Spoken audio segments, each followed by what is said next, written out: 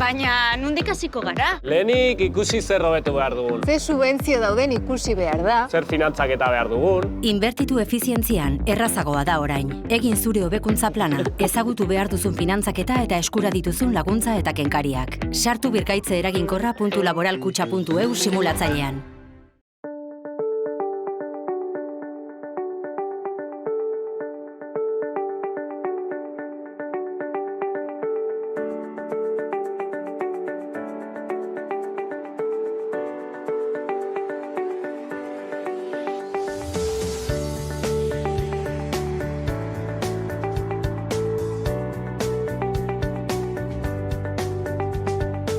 Kaixo eta ongi etorriak saio berri batera, gaur martxoak 8 ostirala, bi elkarrizketa izango ditugu.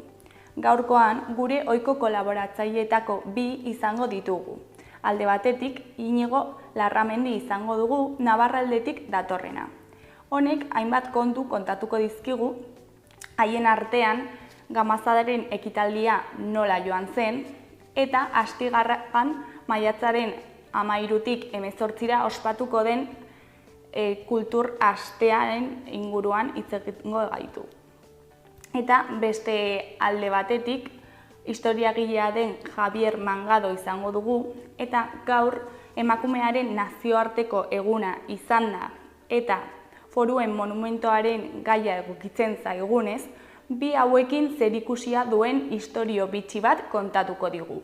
Baina horrekin hasi baino lehen, goazen betiko edukiarekin.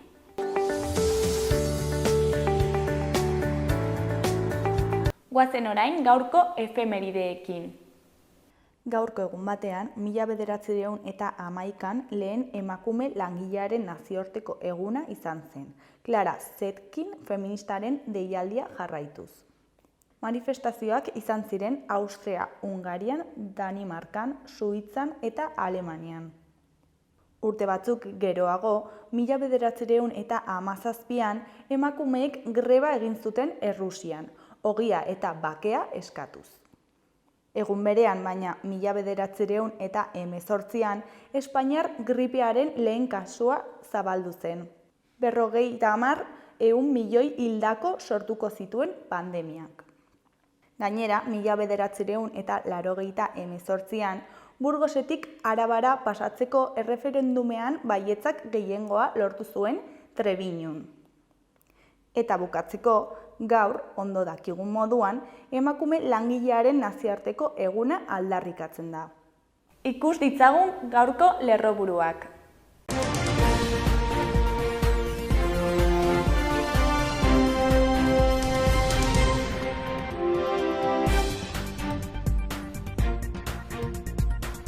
Osteguneko elkartaratzean Erriberako, Lizarraldeko, Zangozako, Erdialdeko, Iruñerriko eta Pirinio aurreko SF plataformako ordezkariak izan dira. Etorkizuna berdintasunean irudikatzen duten eskuak Marsilako Harrera zentroko gazte migrantek berdintasuna landu duten Nafarroko gobernuak martxoaren 8 dela eta aurkeztutako kanpainaren bitartez. Nafarroko parlamentuak 6.300 milioi euro baino gehiagoko aurrekontua berretsi du. 03 plataformak elkartaratzea egin du parlamentoren aurrean haur eskoletako ziklo osoan manten dadila eskatzeko. Palestinarentzat dirua biltzeko ekimen solidario eginen dute larunbaten Iruñan. Martxoaren 8ko ekitaldien harira, manosferari buruzko solasaldia izan zen atzo Elizondoko kulturetxean.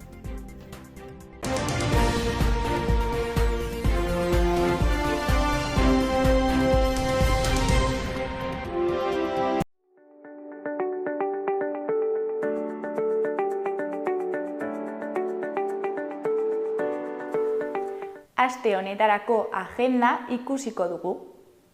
Larunbatean, Joz Isa Lau Berrogei eta Mirua taldeen kontzertua egongo da Totem aretoan.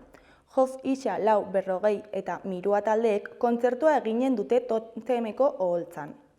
Jozek amorrua bere azken diskoaren biran dator Atarrabiara, eta Mirua hirukote Tolosarra izango du kontzertuan bidelagun. Igandean, Izaroren kontzertua egongo da Iruñako Baluarte antzokian. Izaro artistak 0 de enero bere azken lana aurkeztuko du Baluarte antzokian. Disko kontzeptuala zirraragarria eta betea, barne bidai bat kontatzen duena. pop, folk, musika elektroniko eta sustraiko musika kontrastez betetako mihiseetan.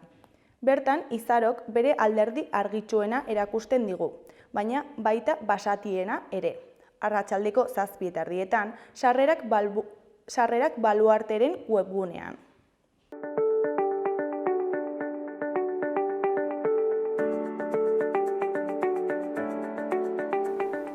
Ikus dezagun gaurko egunkarien azalek zer dioten. Diario de Noticiasen titular nagusian, nekazari talde batek legebiltzarrari eraso egin izan nahi dio aurrekontuen eztabaidan. Tentsioa eta foruzaingoaren kargak manifestarien aurka. Txibitek ekintza bortitzak kritikatu ditu eta Uhaldek lotxa aipatu du. Gainera, UPNek erasoa utxaldu du. Argazki nagusian, foruzainak manifestariekin borrokan ari da parlamentuaren sarreran. Beheko titularrean, Iruña 400.000 maskara iraungita agertu ote diren ikertzen ari da. Eskuinetko berrietan, alde batetik, Nafarroak aurrekontu aurrerakoiak ditu 9. urtez jarraian. Beste alde batetik, amnistiak lehen oztopoa salbatu du eta Puigdemonten itzulera argitu du. Jarraian, gizon bat oso larri zauritua dago beste batek Orkoienen sastatu ondoren. Azkenik, Indargorriko 61 kide Betis Osasunaren borrokengatik atxilotuak. Goiko berrian, borroka feminista geldiezinaren aurrerapenak eta erronkak. 7 emakumeek oraindik dauden lorpenak eta desberdintasunak errepasatu dituzte. Diario de Navarraren titular nagusian, amnistia autodeterminaziorako lehen urratsa dela ohartarazi du dagoeneko Junts taldeak. PSOEk gatazkaren amaiera bezala defendatu du eta legegintzaldia erraztuko duela espero du. Argazki nagusian, foruzaingoaren esku hartze unitateko agenteek eragotzi egin dute nekazariek egindako erasoa. Titularrean, parlamentuari egindako eraso saiakera. Foruzaingoak nekazari talde baten erasoa saiestu zuen osoko bilkura irauten zuen bitartean. Eskuineko berrietan, batetik, Indargorriko 58 kide atxilotu dituzte Sevillan izandako istiluengatik. Bestetik, Txibitek 5. aurrekontuak onartu ditu Bilduren babesarekin. Azkenik, 400.000 maskara abandonatuak izan ziren mailako alkatetzan zehar. Goiko berrietan, emakumearen egunarekin zerikusia dueten berriak ditugu. Alde batetik, arazoak daude lan merkatuan emakumeentzat. Beste alde batetik, 5 konpositore La Pamplonesarekin. Bukatzeko artikulu ezberdinak ditugu. Pilar Rodríguez eta Susana Arbizuren emakumeak eraikuntzaren sektorean eta Marta Basterraren emakume seniorra Nafarroan, etorkizuneko motorra.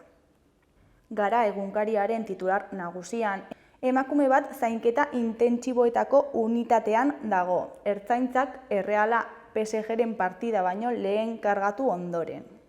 Emakume bat ospitaleratuta dago zainketa intentsiboetako unitatean, joan den astean ertzaintzak Donostian egindako kargen ondorioz. Hilabete batean ertzaintzak eragin duen 3. ospitaleratzea da. Argazki nagusian, atzo Ipar eta Hego Euskal Herriko nekazarien protestak. Titularrean, Biriatuko muga itxi dute Euskal nekazariek. Ipar eta Hego Euskal Herriko nekazariek protesta egin zuten atzo eta Biriatuko mugaraino eraman zituzten traktoreak, trafikoa geldiaraziz.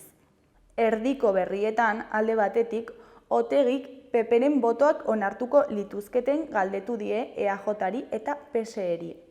Bestetik, Nafarroan, aurrekontuak onartuta, eskuinak garrantzirik eduki gabe. Beheko berrietan, alde batetik, su-etena urrundu eginda Gazan 5 hilabeteko erasoen ondoren. Beste alde batetik, Athletic Bartzelonak gainditu du 0-3. Bukatzeko, zuetaz harro, martxoak 8 emakumeen nazioarteko eguna. Goiko berrian, Europako parametroetan terrorismoa definitzeko ituna.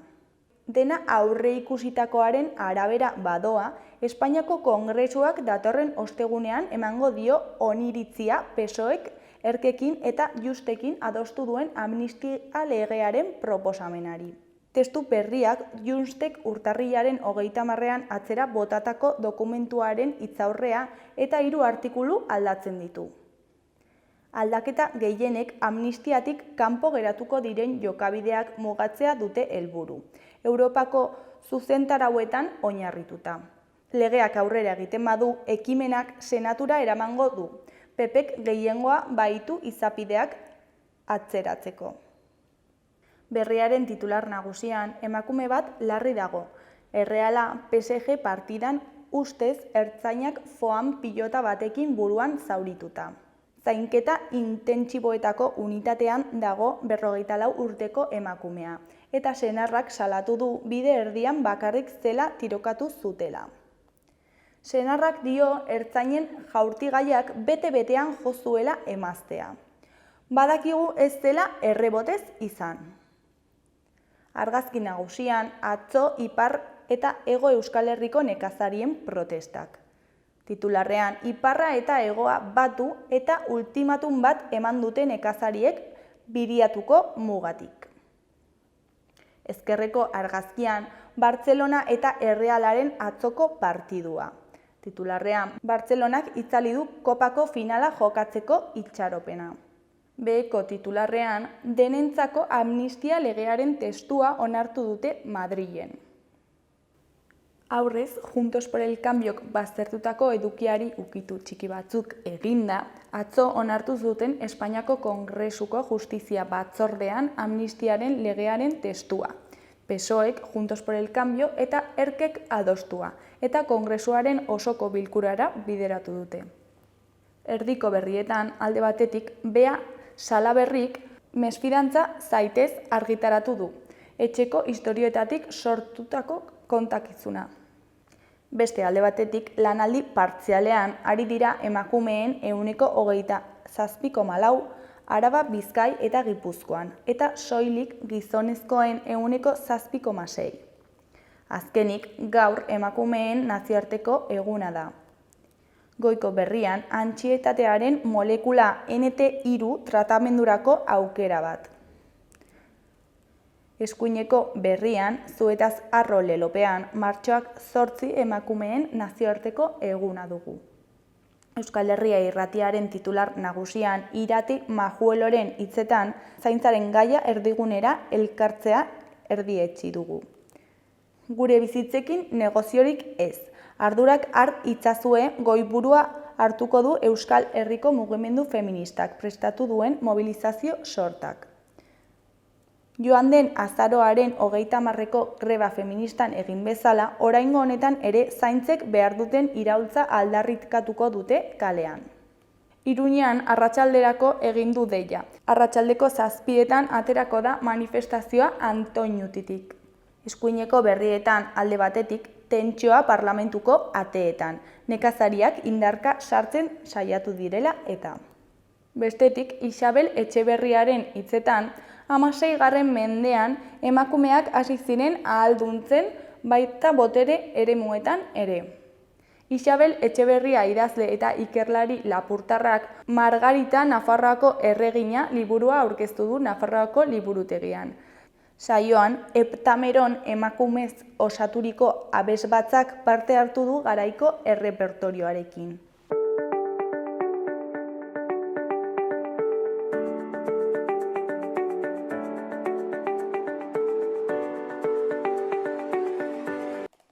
Kaixo eta ongi etorriak gaurko lehenengo elkarrizketara, oraingoan gure ohiko kolaboratzailea den Inigo Larramendirekin gaude, Navarraldetik datorrena. Kaixo, arratsaldeon, Inigo. Kaixo, arratsaldeon, ja. Ongi, Iruña, berriz zara bizita egiteko itzakerekin, ongi gustora. Bueno, jada egin zenuten Castejonen gamazada horren ekitaldia, ez? Otsailaren 28an, osa 18an markatu. 18an, igandean. Eta zer moduz joan zen? Bueno, ongi gainera pentsatuta hori oso azkar antolatu zala, eta uste eta horrekan komentatu garen, gu pizkat boarkabean, nahi gabean, topatu ginela olatu hortan, nolet esateko, ezta? Abendua proposamena iritsi zitzaigun alde batetik Bizkaiko Betiko Lagunak elkartearen gandik, harenkidetako baten aita Kastejongoa zelako, eta bera, zera hori zeukan barruan horrekin lotuko zeo zer egitearena, beti saiakera eginda plaka bat jartzeko tren geltokian, eta ezin izan da horren arte egin, eta hori dela eta abendu amaieran, justu abona baino lehentxeago, etorri ziztezkigun proposamenarekin, batez ere aiei laguntzeko, Kastejon edo Herriberako talderen batekin harremanetan jartzeko, eta guk daukagun gure sarearen bitartez, Kastejongo laubide elkarteko kideekin harremanetan jarri genituen, kasualitatez, haiekin hitzen genuen, haiek ere aipatu zuten, haiek batez ere aritzen dira euskara ekitaldiekin, eta besta Kastejonen de eredua badagolako. Baina, haiek ere kontu honekin, boltaka zailtzala, zer egiteko, hor, konsidentzia moduko bat egon zen. Eta harremanetan jarri genituen, eta ja hor geundela, ahal izan dugun neurrian lagundu dugu, baina, batez ere, Betiko Lagunak, eta batez ere Altonko Laguntza aldetik, azpimarratu behar da, laubide elkarteko lagunak egin duten lana, derantolatzeko, oso egin dute, eta alde hortatik, zuek esan bezala, denbora gutxean egin izan dela eta horregintzat hartuta, jende aldetik, esate batarako, Baskarirako hori dela, zenbat esan ziren, 150 lagun uste dut, eta bete egin zen, Baskarirako eta gero ekitalderako jende gehiago, zen ekitaldi erraldoi bat, baina duina eta ongi egina bai. Eta, aurre ikusten genuenez, hasi zen 11etan uste dut, bai, bertako Foru plazan, plaka bat eratu zen, jarri zen, kokatu zen paretan, gertakizun hori gogoratzeko, oso modu xumean edo asmoa zen hasieran esan bezala geltokian jartzea, baina geltokia da Adifek trenak kudeatzen duten enpresakoa, Madrilekoa eta bat. Eta, finean, lortu zela hori Foru plazan, udaletxea dagoen plaza horretan, horma baten plaka hori jartzea, ezta. Eta, hor ekitaldi xume bat egin zen, Unai Ugalde, Nafarroako Parlamentuko lehendakaria, hitz batzuk bota zuen, horren ingurukoak. Eta, laubide elkarteko kideek ere, egin zuten, hor gertatu zena gogoratzeko. Hori zen batez ere plaka hor usteko, hor dago, norbait joaten baldin bada, oso xumea da, baina hor badago, gutxienez, oroimen toki hori, ezta. Eta gero handik segidan, joango ginen oinez oso gertu dago, hori upategi batetara, Marquez, nola zen, de Balde... Ez, a ber... Aztu zaidei, baina orain aurkitzen duzunean esango dugu. Biti hasten zait. Montezierzo. Montezierzo, hori da, Marquez de Montezierzo, hori da. Hori joan ginen upategi horretara, upategi hori, alde interesgarria da bainera, eraikinatik beratik, eraikina horrek badauka bere historio luzea, bazen irina egiteko lantegia 20. mende hasieran edalako zerbait. Gero, Gerra Zibil garaian prisondegia izan zen, eta esate beterako gudari, ez dakit zen baina, gudari desente hor atxilututa egon ziren, badauka, same historiko bat badauka eraikin horrek, ezta. Eta gero, ez du goratzen zen urtetatik, baina, uste dute gaurko jabea edo haren aita ez du goratzen, erosi zuela edo bereganatu zuen nolabait eraikina, eta gainera goratzen dut nola izan zigun, haiek gaurko jabeak berak egin zuen, ze goratzen hor baditu argazki batzuk, non agertzen den, ikusten den nola dago zegoen eraikina, haiek jaso zuten momentuan, eta zegoen dena zen hondakinak, kastarnak, iaia botatzeko, bertan bera botatzeko modukoa, ezta. Eta bera kontatu zigun nola eraberritu zuen bera eta bere semea eta lagun batzuk, ez zuten kanpoko inor hartu, haiek egin zuten, eta horrek badu bere meritua. Eta hor, hor eratu zuten gaur daukagoten upategia. Eta upategian badaukate hor patio bat, izango zen bere garaian lantegia eta gero presontegirioaren patioa, ezta. Eta hor egin zen bigarren ekitaldi bat, ja esain ofiziala, nolait esateko, dantza batzuk, Korteseko makilda altza, eta hori hitz egin genuen... Eta nork egin zuen, bigarren ekitaldia? Hor batez ere, berez antolatu zuten hori Laubide elkartekoek, eta batez ere hor hitz egin genuen alde batetik 3 elkarteok, Navarralde, Betiko Lagunak eta Laubide. Eta baita ere, Laubidek proposatutakoa eta berak onartu zuen, parte hartu zuen ere zalantzan izan zen azken momentuan arte, Jose Mari Esparza, atzo gauean Bergaran utopikoak saria eman zioten. Kontua da, bere biziko merituan Nafarroan eta Euskal Herrian ikenduen gizona da gazta. Eta jakina da hori, gaixotasun bat aurkitu diotela duela gutxi, eta lauketan gertatzen dena. Halako gauza gertatzen denean, halako lan itxela eta gainera baldintza zailetan egiten duen lagun bati, oroimen eta aitortza guztiak egin behar zaizkio momentu honetan. Eta esan bezala, hor ere, bera ere, asko lan egin duela gai hauetan, eta hau guztiagatik, proposatu zitzaion ari ere, hitza emateko aukera ematea, eta gainera jota bat botazun, eta hortik dago hitza.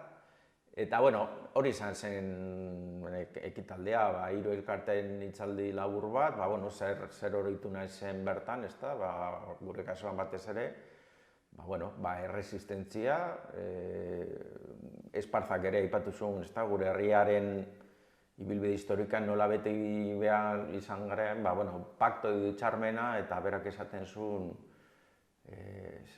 aizkora, edo ez du goratzen zeiz beste eskuan, bete ibili behar izan gara,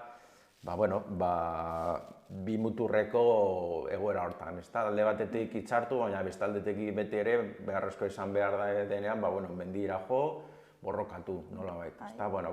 Rama de olivo, pero de resistencia. Hori da, beti, bi imperio gu baina handiagoak ditugunez gainean, bata iparraldea eta beste goldea, horrek beharten gaitu, oreka ezail horretan jokatzera, baina, ondo dago hori mahai gainean jartzea.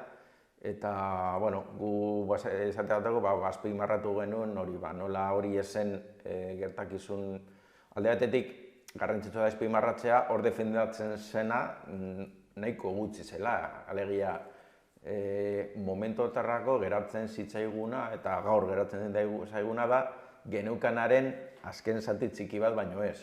Askotan ematen du, horre zen defendatzen gure autogobernu eskumen fiskal batzuk baino zaizkigu geratzen. Eta hori ondo da defendatzea, baina ezin dugu ere ahaztu horren aurretik galdu ditugunak. Bestela hori gure giromenik ezabatzen dugu eta hori ezin dugu egin. Baina behin hori aintzat hartuta, egia da, azpimagarria dela nola kontestu inguru hortan herri erantzun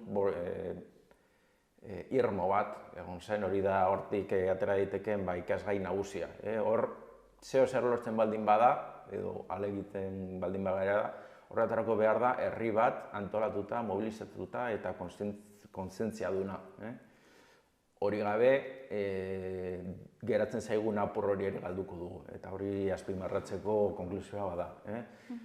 Batasunaren balioa, ze hor ere gertatu zen izan zen, gaurko Nafarroan gertatu zen gauza bat izan zela, baina hori, gaur EAE, Gaurko Euskadi izaten zaion Araba, Bizkaia eta Gipuzkoan ere, horren babesean gauza batzuk gertatu ziren aurreko egunetan, eta hor ere Arana nahiak EAJ abertzalismo, Gaurko abertzalismoa sortu zutena, arra joan ziren, eta batez ere betiko lagunek dutenez, hor nolet esateko, pasatu zen bizkaitarrismo batetik euskal abertzalismo batera. Hor, Nafarroa jatean asmatu zuen, nazio ikuspegi hori, eta hor ere hasi ziren zirriborro bat egiten ikurrina izango zen arena. Eta, betiko lagunak batez ere, hortik sartzen ziren, ezta?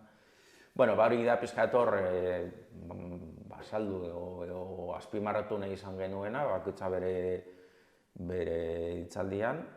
Eta gero, horren ostean, bisita gidatu bat egin zen aipatutako upategian, Javiaren eskutik, oso interesgarria, ardoa erosteko aukera, nola ez. Eta gero, esan bezala, eguna amaitzeko, kulturetxean, bertako kulturetxean, herri baskari bat antolatu zuten Laubide elkarteko lagunek, eta esan bezala, uste dut hori, egun da 50 edo halako zer lagunentzako askaria zen, eta bete egin zen, alde hortatik, ondo, pozik, gero komentatu dugunaren arabera, antolatzaileek pozik, eta guk ere ikusten diogun ekarpena edo balioa da, hor egon dela, Bizkaia, Erriberako eta Navarralde, Nafarroa edo Euskal Herri osoan mugitzen dena, baina hori, momentu enten daukagun gabezi handi bat da, nola autonomismoak edo eta Espartzak ere aipatzen zuen, atxo esateotarako hori ere azpimarratu zuen. Nola aitortu behar dugu, azkeneko hamarkadetan gure arteko mugak ahuldu baino gehiago indartu egin direla tamalez, gure kontzentzian, gero eta gehiago Euskadi zentrismo bat dago esaten da askotan, ez dugu aitortu behar dugu, horretan ez dugula aurrera egin azkeneko hamarkadetan, hori hala da, gustatu ala ez.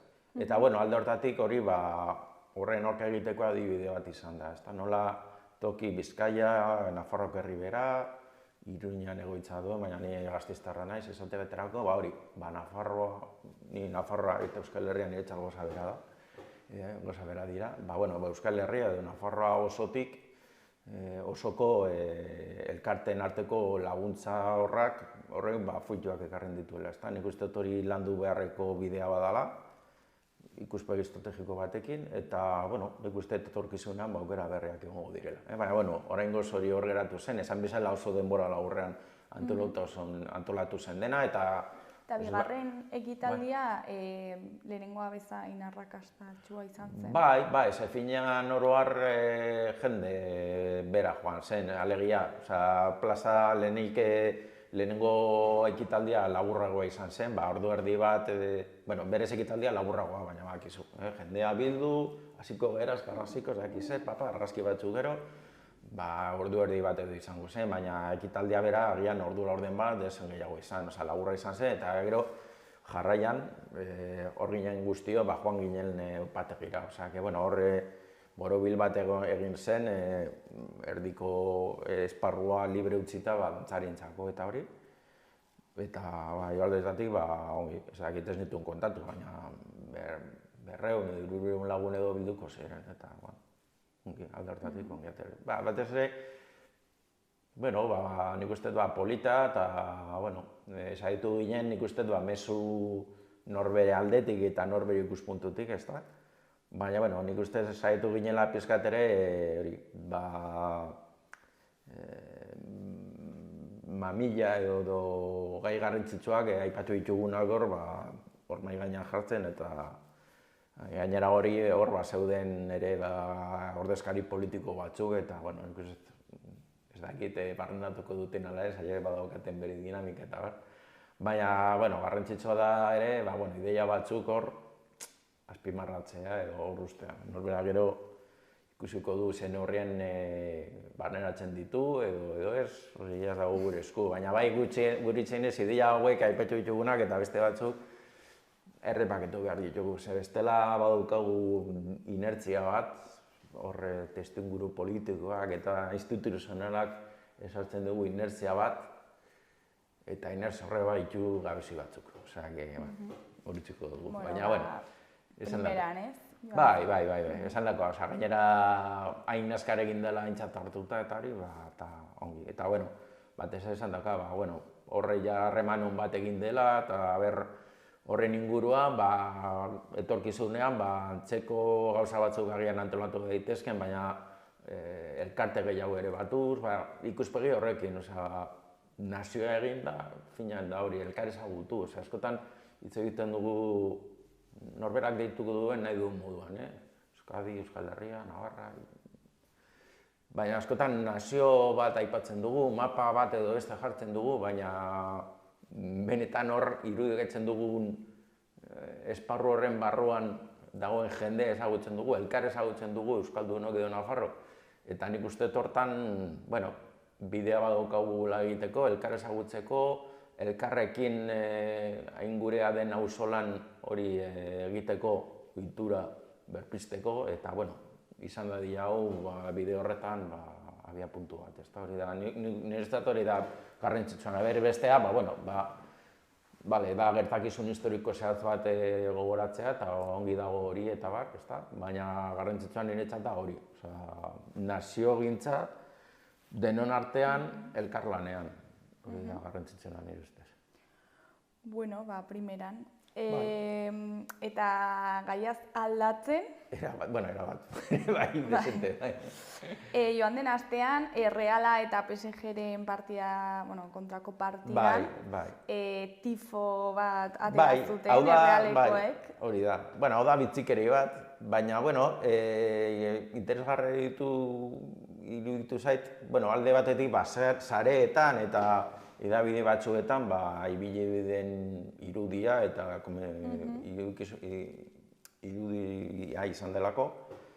Eta, alde batetik, hori, momentuan ez genekien, baina gero jakin genuen hori prestatu zuena, gurekin, Navarralderekin elkarlanean dago, zeo zer egiteko, ez dugu gehiagorik esango, eta, alde horretatik, pozgarriaz, kristolan eritu zitzaigun.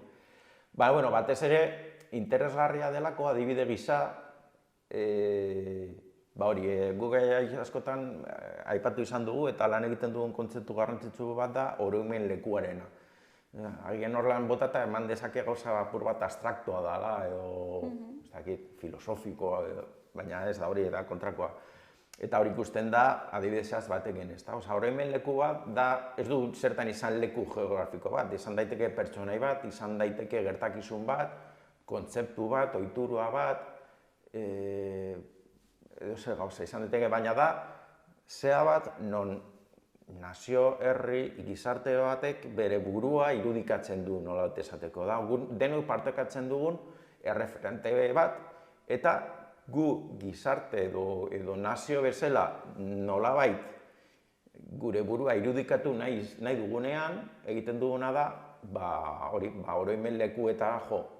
Haien bitartez gure buruari gara munduaren aurrean irudikatzen. Gu gara hori. Eta hor da horren adibide bat.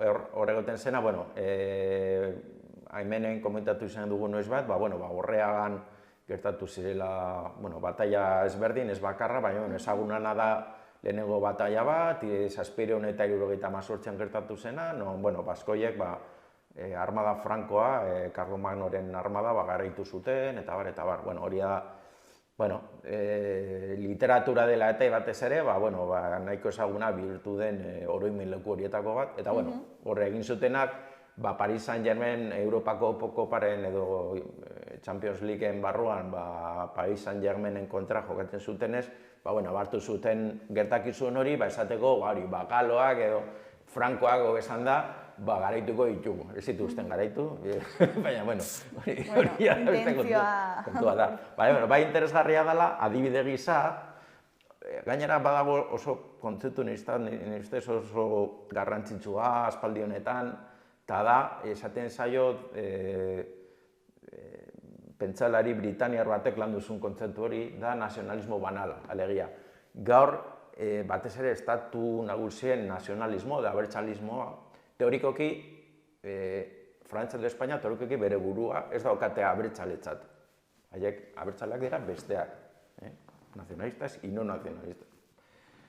Kontua da, momentu hortan, estatu horien abertzalismoa, ohiko armada historian agian ezain beste, gehiago ikusten da hori, ustez politikoak ez diren berle beste arlo askotan. Bandera jarri ala ez, kirolean, askotan esaten da, kirola ez da politikarekin nahastu behar. Ezinezkoa da. Hizkuntza despolizatu behar da. Ezin da. Alegia, politika da gizartea eta hizkuntza ezin dira bereizi, hizkuntza egiten da gizarte baten, bestela ezinezkoa da. Bueno, esan edo dana da, gai hauetan, aspaldi honetan, agian, Franco garaian esate baterako gurean, abertzalismo hori askoz agerizkoagoa zen, eta askoz bortitzagoaren. Agian orain ez da hain bortitza, baina beste era batera adierazten da, ezta? Eta, gurean, hori da horren adibide bat, ezta? Eta gero, ere Euskal Herria kontzeptua, ez da jartzen, baina ere, ez dakit ulertzen da, ze azkenean horreagan izan zen. Hor, gauza interesgarri bat bada, eta da, hori Donostian egin zela. Alegia, hor, Gipuzkoatik, aipatu dudan barnezakit eta horren testuinguruan interesgarria da ikustea, nola Gipuzkoatik esan dute hor gaurko Nafarroan gertatezun hori, gu ere horrekin bat egiten dugu, gu ere hori bagea, gaurko mugen gainetik, horrek ere, da dinamika edo dialektika hortan, euskozentrismo hori nolabait, ez dakit apurtzeko, baina ahultzeko ideia bat, ez da? Baina interesgarria da, askotan pentsatzen dugu politika egiten dela bakarrik, hori, gaur tamalez politika oso profesionalitaturik dago, ematen du politika bakik erakundetan egiten dela, erakundek daukate beren esparrua, baina politika egunero egiten da, edo ez da egiten. Zuk egiten ez baldin baduzu, beste batek egingo duzu ordez. Eta, hori da adibide bat. Nik uste interesgarria, eta ikusteko batez ere nola gauza kontzeptu gau, kanpotik ikusita, batzutan jendeak beldurra apur batekin hurbiltzen da. Ez da, nik honetaz ez daukat ideiarik, ez dakit. Lasai, ez da jakin beharrik. Diralako adibide sumeak, eta, hor ikusten dira, oroimen leku kontzeptu honen garrantzia zein den, ezta? Eta, hori da adibide bat. Eta, gero ere maiatzaren 13-tik 18-ra Astigarragan ekitaldi bat egingo duzu, ezta? Hori da justu aste honetan bideratu dugulako hori, bertako udalarekin, eta, hor labetik atera berria dagoen, ez? Ondo dago, gainetik komentatzea, saiatu gara atzeko gozak ere egiten beste lekuetan, Nafarro garaian esate baterako, hori oraindik ez dakigu. Eta izango da aste kultural bat? Bai, zuk esan bezala, izango da maiatzean, Astigarragan, esan dugun bezala, Donosti ondoan, maiatzaren 13-tik, astelena dana, 18-ra larun bata. Orduan, basikoki, xumeki izango da alde batetik erakusketa bat, hor jarriko da astelenean, 13an egingo dana, da hori, erakusketa da, gaia, aste kulturalaren gaia, ez dudala aipatu, barkatu da, hori, Iruñeko 824ko Orreagako azken batalla, Iruñeko erresumaren sorrera, nolabait. Da, joan den urtean,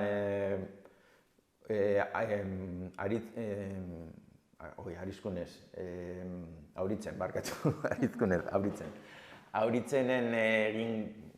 Auritzekoa, handiagoa izan zen, horrengoa izango zen da apur bat xumeagoa, baina antzeko ekitaldi bat, hori, Iruñeko erresumaren jaiotzaren inguruan, Beneda Berri aipatu izan dugun bezala, horten 1200 urte betetzen direlako,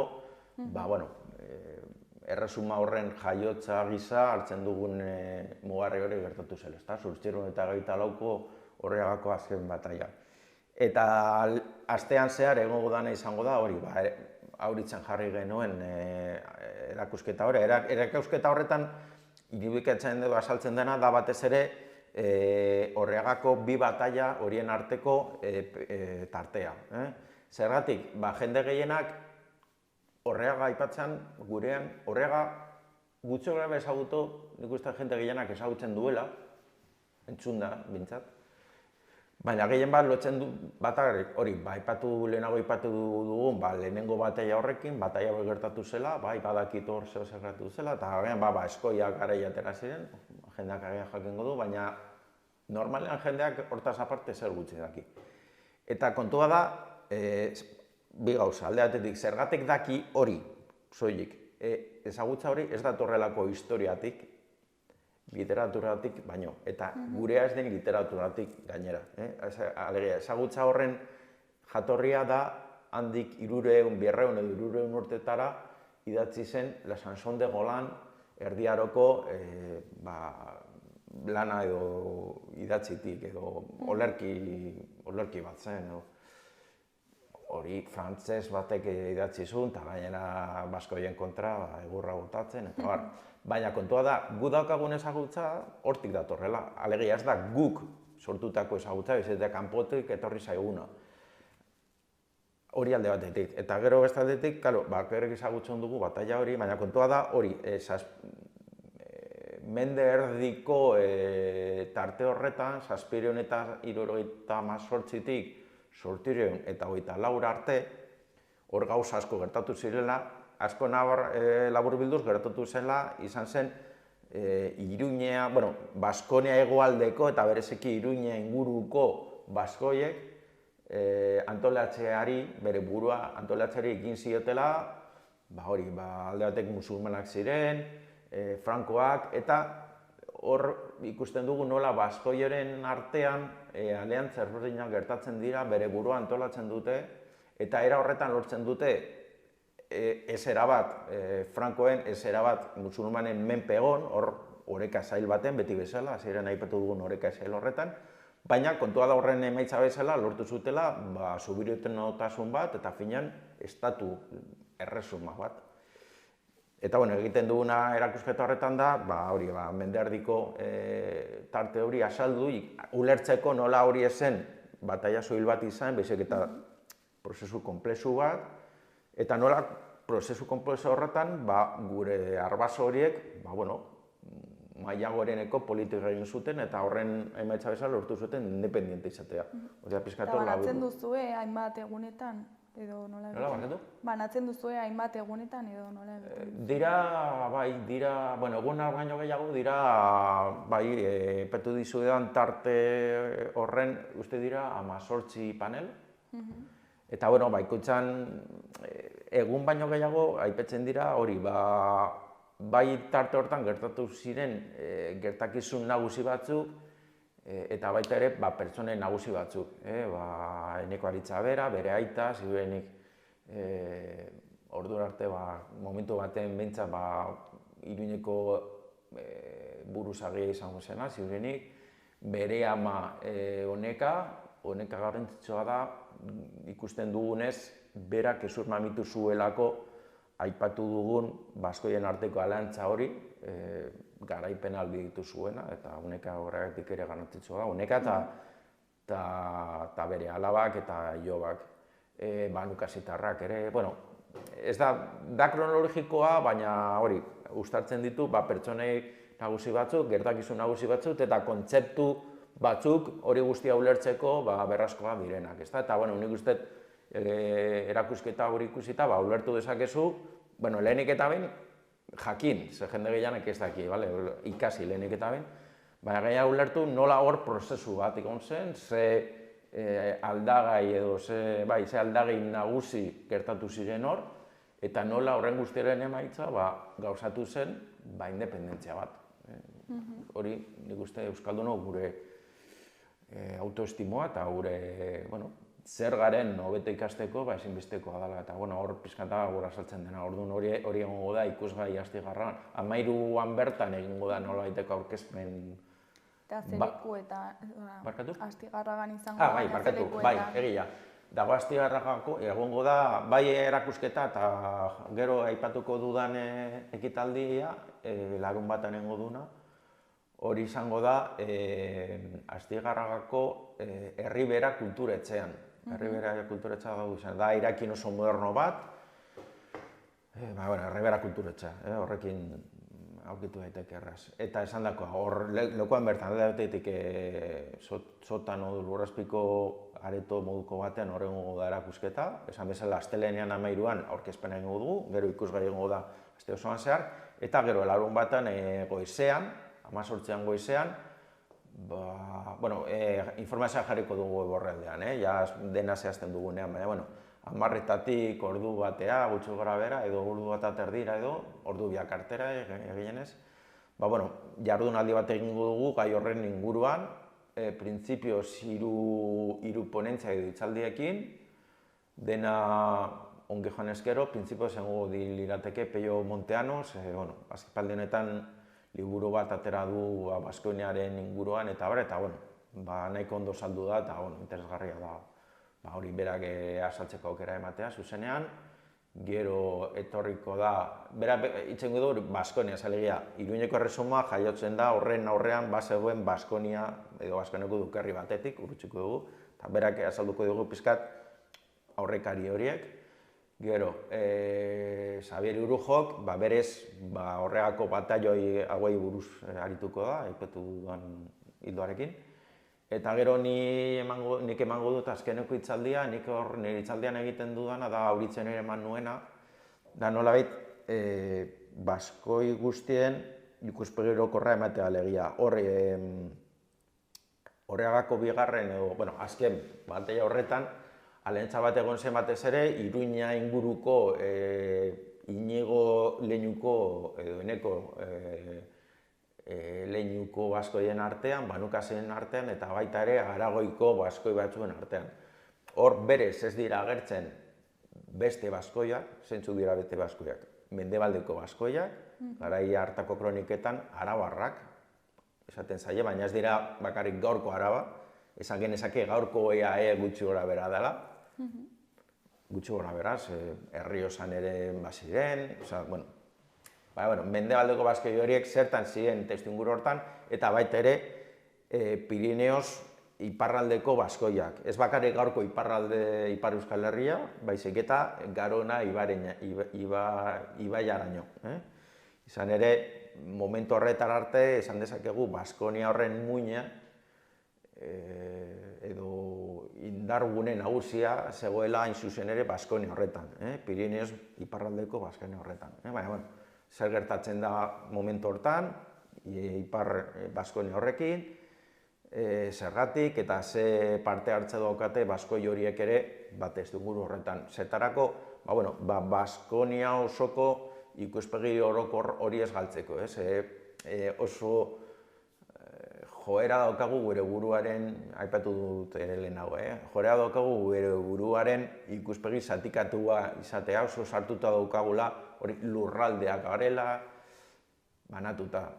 Hori gure historiaren parte bada, baina, lehenik eta behin baskoiak gara. Edo ginen, orain euskaldunak, baina gare hartan baskoiak, ezta? Eta, ikuspegi orokor hori ez galtzarren, nik hitz egiten du beste baskoi horietaz, mendebaldeko eta iparraldeko baskoi horietaz. Eta, horrekin osatuko genuke jardunaldiaren lehenengo zatia, atzeren antxo bat, kafetxo bat hartzeko eta egingo dugu, eta bigarren zatian egingo dugu mahai inguru bat, ze gustatzen zaigun formatua da, eta jendeak esaten dugunez gustatzen zaio, printzipioz, parte hartzaileak ere gara izten oraindik ziurenik hori, nahi dugu gainera hori, izlariak denok gizonezkoak izango garenez, mahai inguruan gutxienez bi andre eta bi gizon edo sartuko ditugu, uste lortuko dugula, hortan gaude.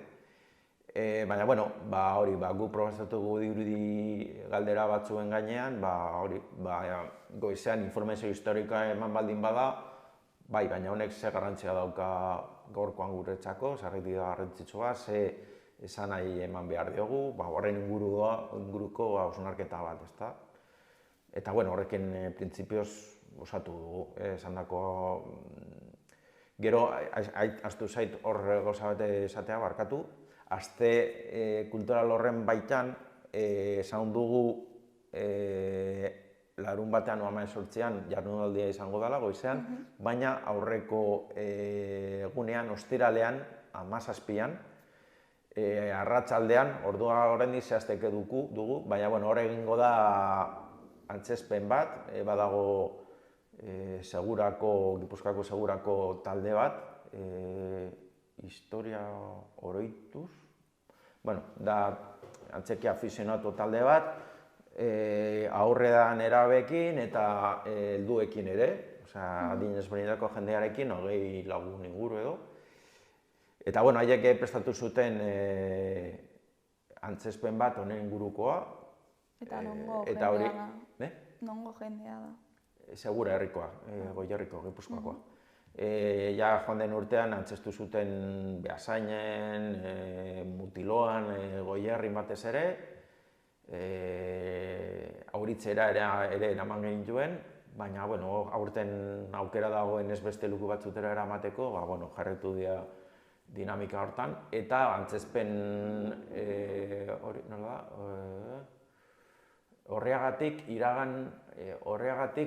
Iragan hurbilera. Alegia, antzezpenak dauzketalo, bi zati, lehenengo zatia nerabe aurrek egiten dute, da berez, gertakizun horien antzezpen moduko bat, eta bigarren zatian helduak aritzen dira, eta egiten dutena da umore kutsu batekin, eta aspaldi azkeneko mendean gertatu dien hainbat gauza, nola hortik datozen, askotan zaila egiten zaigu lertza baina duela 1500 urte gertatu zen gauza bat, eragina dauka garrokoan, gezurra badiru ere, badauka eta nahiko nabarmena. Eta haiek sartzen dira hori azaleratzen, modu arinago baten, baina hori ere adierazten. Eta esan bezala, hori izango da ostiralean 13an, toki horretan bertan, Herribera Kulturzentroan, arratsaldean. Gainera, kontua da saiatu nahi dugula ikastu... Ostiralea izango da 17, ez? Bai, hori da, 13an astelehenean erakusketa zabaltzen da eta aurkezten da, astelehenean 13an, ostiralean 17an antzeslana, eta larun batean 18an goizean jardunaldia, hitzaldiekin eta mahai ingurarekin. Orduan esan dauka, horrekin basatzen da, aste kultural bat, esan dauka, maiatzaren 13tik 18ra astigarran, hori da. Eta ikustaldia edo ordutegiren bat dauka edo libre?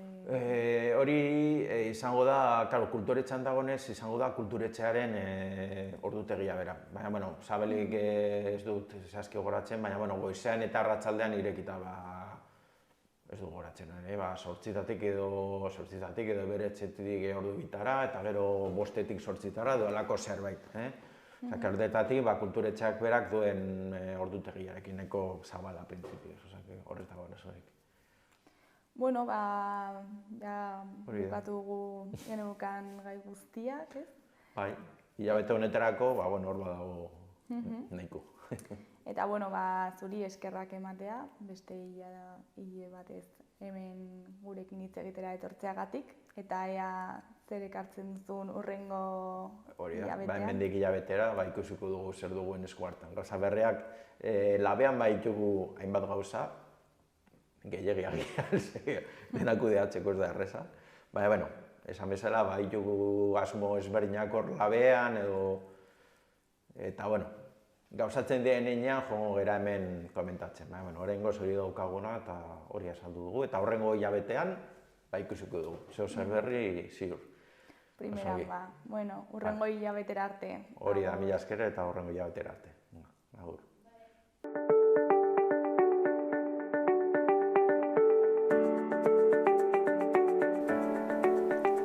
Gaurko eta asteburuko eguraldia ikusiko dugu.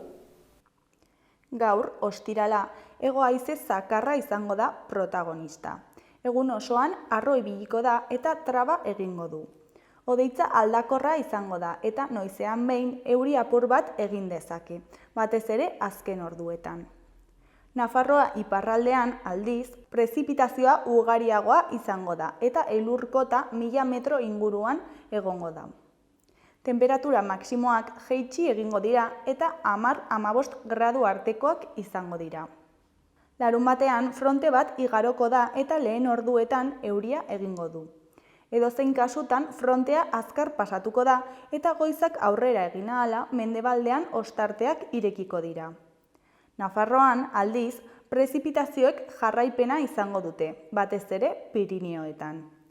Ez da baztertzen puntualki ekaitzak jotzea. Elurkota 1000 metro inguruan egongo da, eta Nafarroan baliteke zertxobait gehiago jeistea. Beste egun batez, hego mendebaldeko haizea zakar ibiliko da, eta temperaturan ez da aldaketa handirik izango.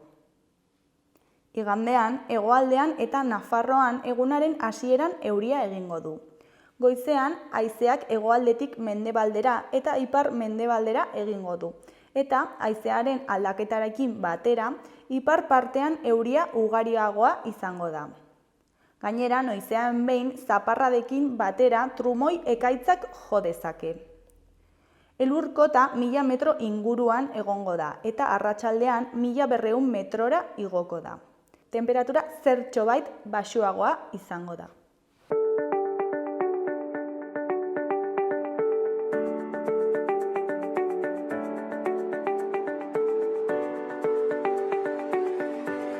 Kaixo eta ongi etorriak gaurko bigarren elkarrizketara, oraingoan gure ohiko kolaboratzailea den Javier Mangadorekin gaude. Arratsaldeon. Arratsaldeon, zer moduz? Bueno, gaur emakumearen nazioarteko eguna izanez, gai berezia ekarrik duzu, ezta? Bai, baina nolabait lotuta aurrekoarekin. Aurrekoan zera foruen monumentuari buruz hitz egin genuen, Gamazadaren urteurrena delako garai honetan.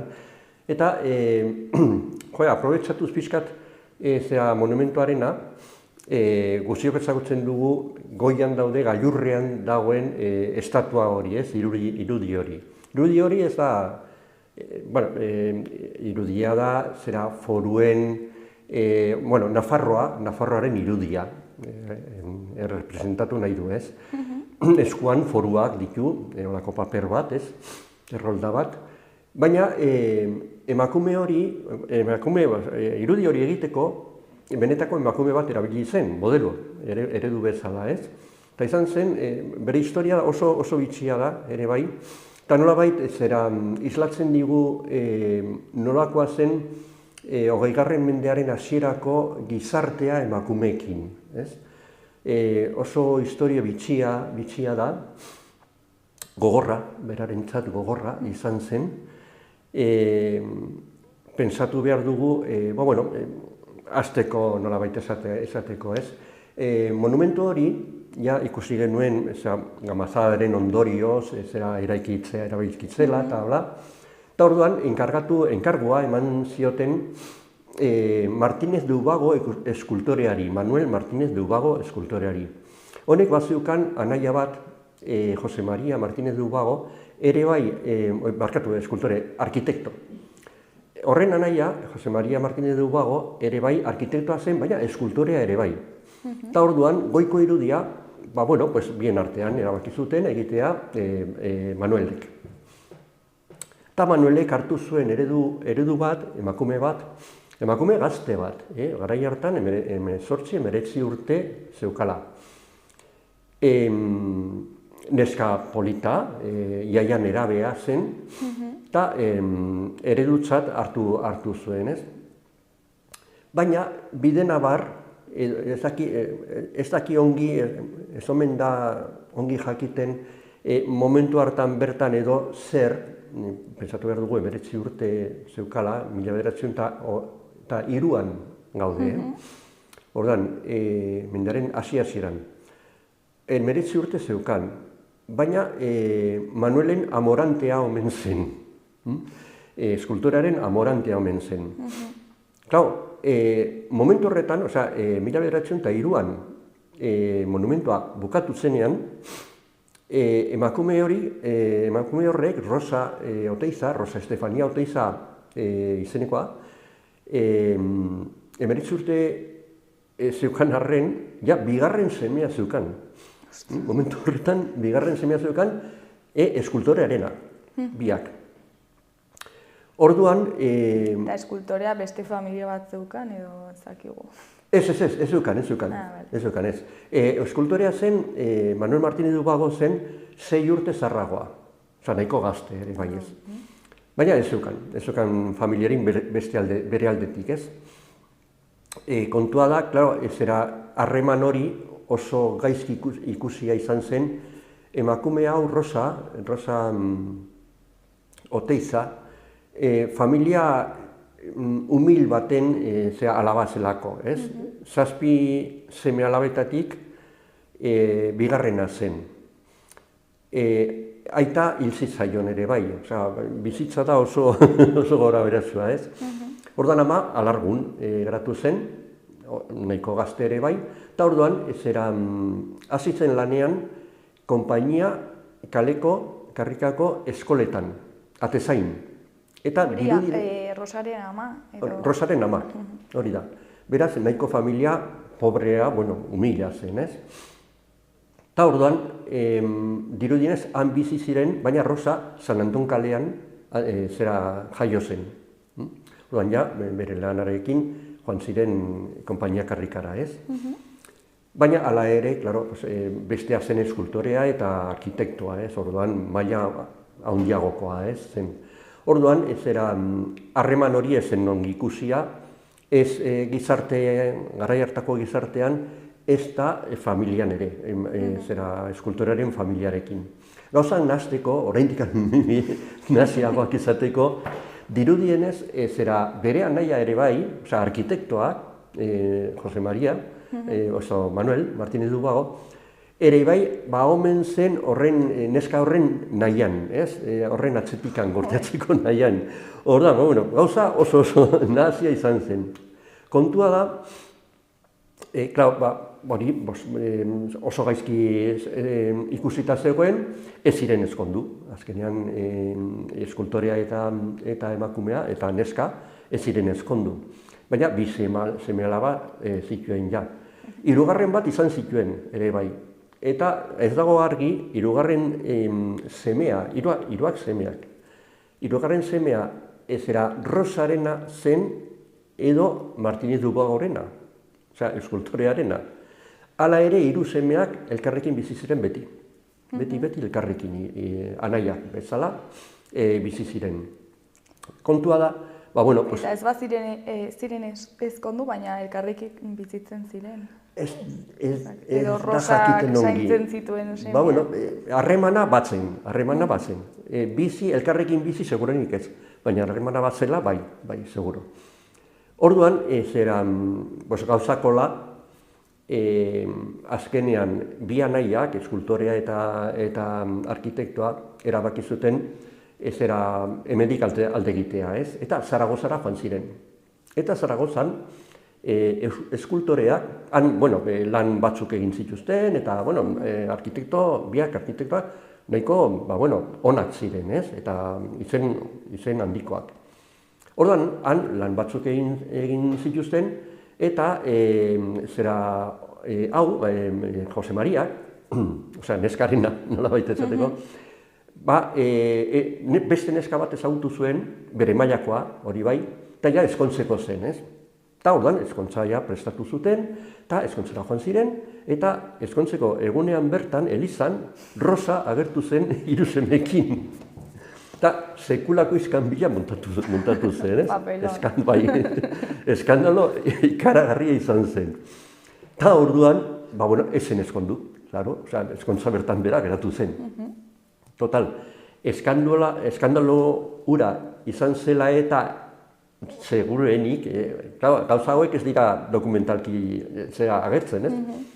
Orduan, antzaz, joan ziren bi anaiak alde egin zuten, Zaragozatik, eta Donostiara joan ziren.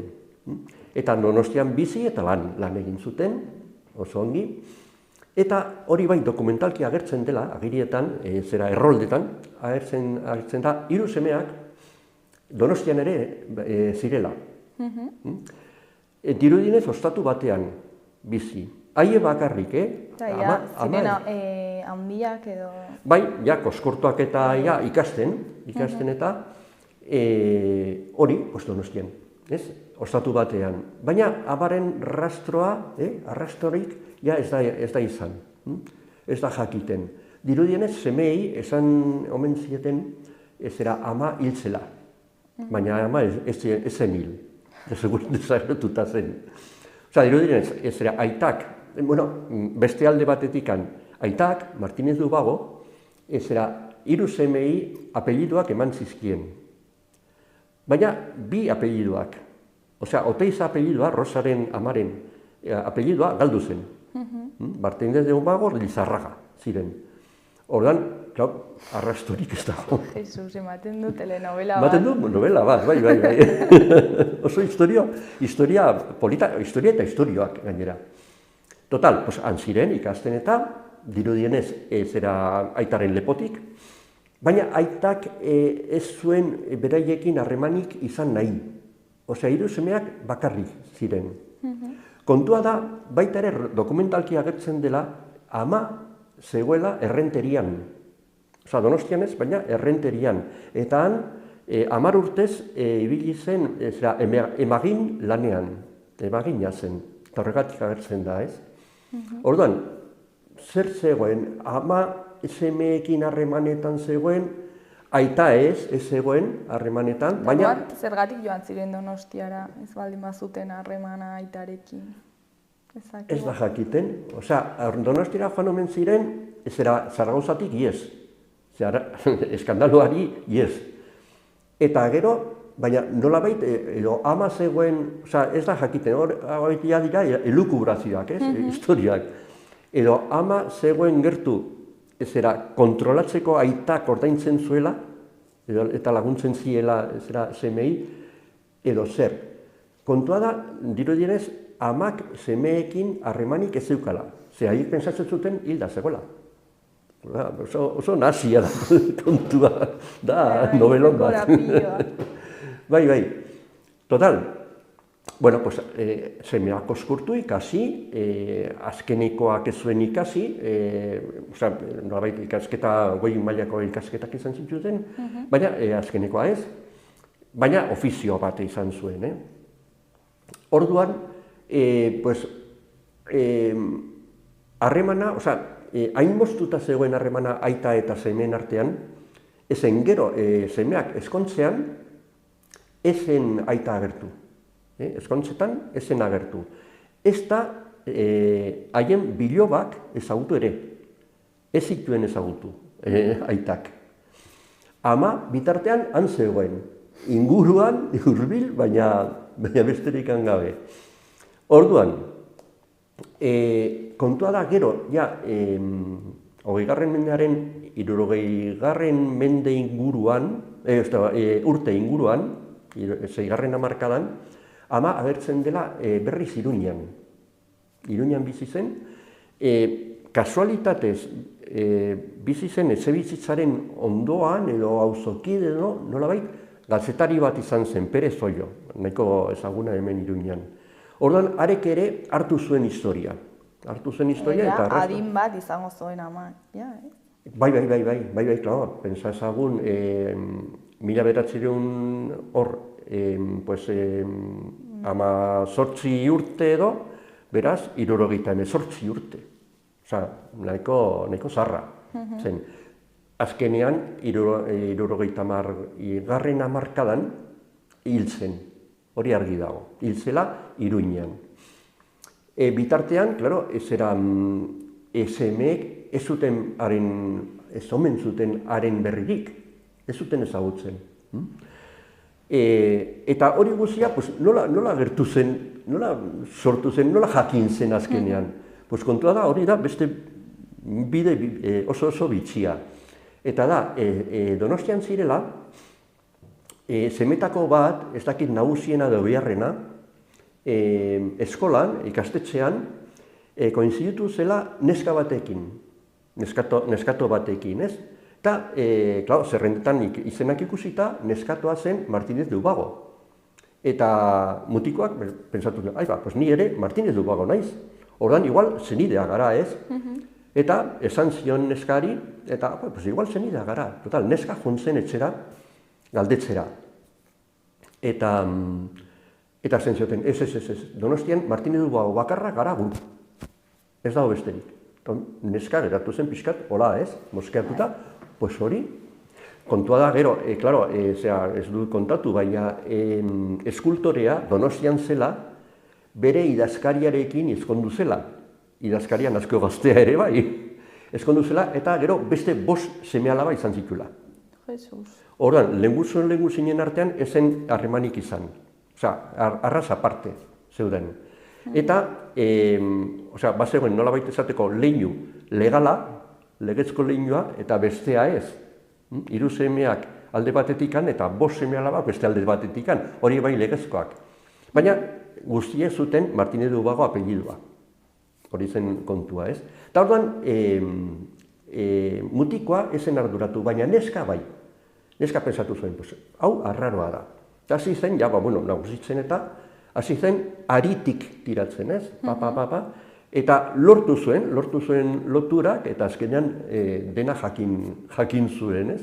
Nondik nora besteak eta haiek eta hola. Total, mutikoa omen zen neskatuaren osaba. Adin berekoak, baina bata osaba bestea iloba. Osea,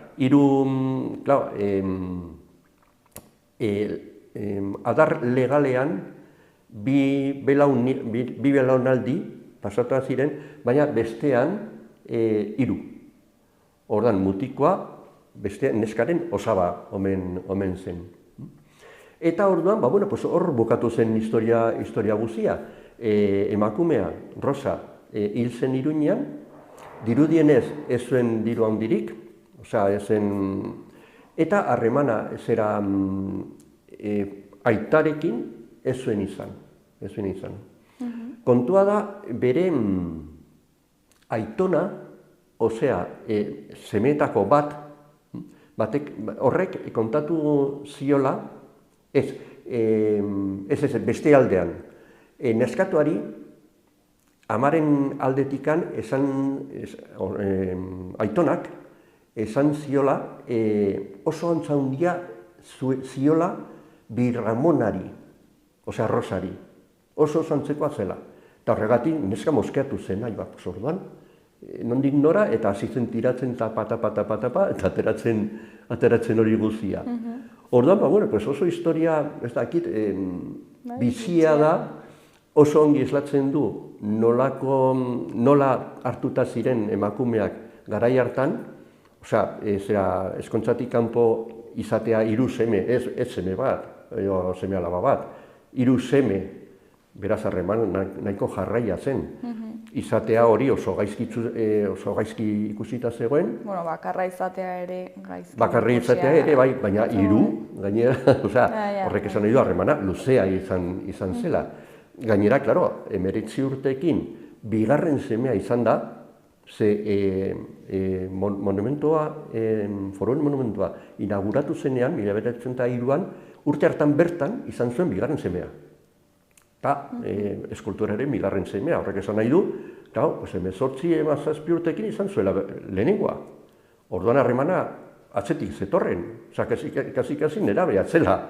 Orduan, oso harreman bidetik kanpokoa erabat, ez? Orduan, eta emakume ura, hala ere, aurrera atera zen, indarra izan zuen gero Zaragozara joateko eta eskandoloa montatzeko, tontua hori. Azkenean, nola geratu zen harreman hori? Ez dakigu. Baina harremana moztu zela, bai, erabat moztu zela. Eta naiz eta hurbil egon, Errenterian eta Donostian, bata eta bestea egon, ez zuten, omen zuten haien artean harremanik. Harreman zuzenik behintzat. Ordan, amodia jarraitu zuen, ez zuen jarraitu, ez dakigu. Eta hau da gure historiotsoa, gaurkoa, Oso, bai, ez dakit. Bai, bitxia. Bitxia. Emakumea bakarrik zegoena, Bai, eta bai. gainera pobrea, osea. Bai.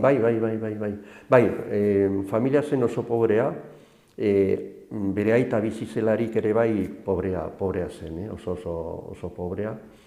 Orduan, bueno, pues hor ibili zen kontua, emakumearen eguna izanik gaur, pentsatu behar dugu, claro, hori konparatuta, garai hartakoa konparatuta, pues aurrera pauso asko eman direla, ez?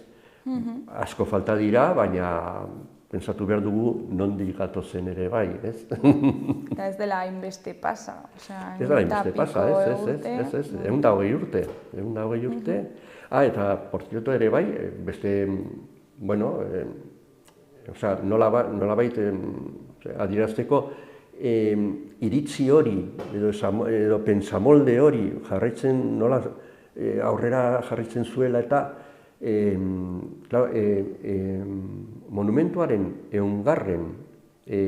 Urte horrena bete zenean, hemen egin zen, Iruñan, egin zen, ekintza batzuk eta hola, eta familia, arkitektoaren familia, gonbidatu da izan zen. Baina beste familia hori, 3 seme horiek ez dituzten gonbidatu. Eta jakina zen, bazirela, orduan. Bueno, pues hande, duzen bai, oso ongi. Oso interesgarria kontatu diguztun historia eta historioak ere bai. Horren inguruan badaude ere bai, nolabaiteko kondairak eta historiak. Eta gainera, emakume horren argazkirik edo irudirik ez da gorde. Daukagu Foruen monumentua. Claro, hori da, esan nahi dut, ez dugu ezagutzen, ez genuen ezagutu emakume hura, baina egunero ikusten dugu. Han bertan, Iruñan erdian bertan. Bai. Mil esker gurekin berriz ere goteagatik eta hurrengora arte. Oso ongi. Hurrengo batean zer kontatuko diguzu? Jarraituko dugu igual pixka bat monumentuarekin, bitxikeri hau kenduta, zer osagaiak dituen eta goraberak nola eraiki zen eta ze goraberak izan ziren. Inauguratu gabe dugu oraindik, orduan. Garaiz gaude. Primeran hurrengora arte. Eskerrik asko.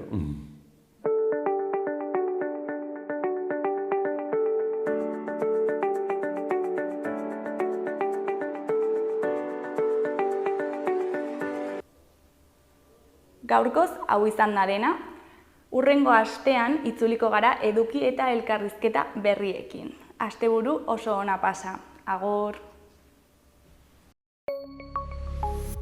Gobierno de Navarra. Nafarroako gobernua.